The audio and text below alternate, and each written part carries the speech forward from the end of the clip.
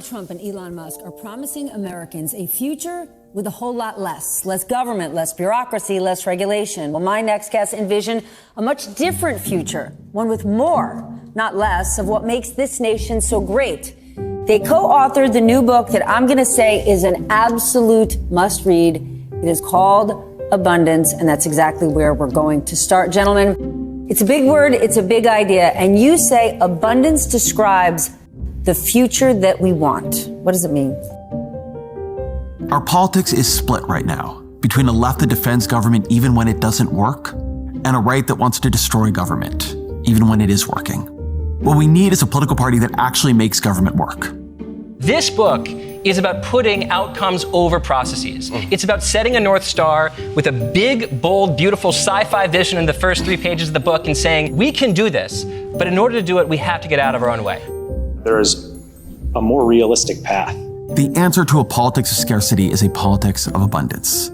A politics that asks what it is that people really need, and then organizes government and markets to make sure there is enough of it. I was wondering, have you found yourself, as you've gotten older, to be personally becoming more conservative? No, I think I've become more depressing, dead end, monotonous, unimaginative, catastrophic. Now that is why I created New Labour. I did it, it was difficult, it was painful, but it's necessary. Because if you come into politics to get something done... Thoroughly confusing the American political scene this year, the new politics of austerity, of abundance. Government is not simply good at all times. Sometimes government has to get out of the way. The man who epitomizes the new conservative label.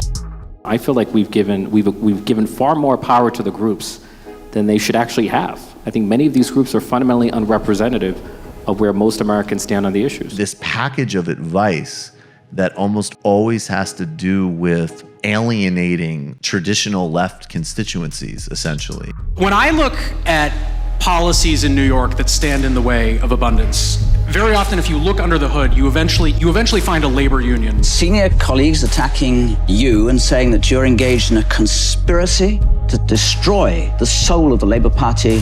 What's your response to that attack? There is a conspiracy, actually. It's a conspiracy to make the Labour Party capable of winning the next general election. They're a new generation of Democrats, Bill Clinton and Al Gore, and they don't think the way the old Democratic Party did. This is a case study in a politics that needs to die.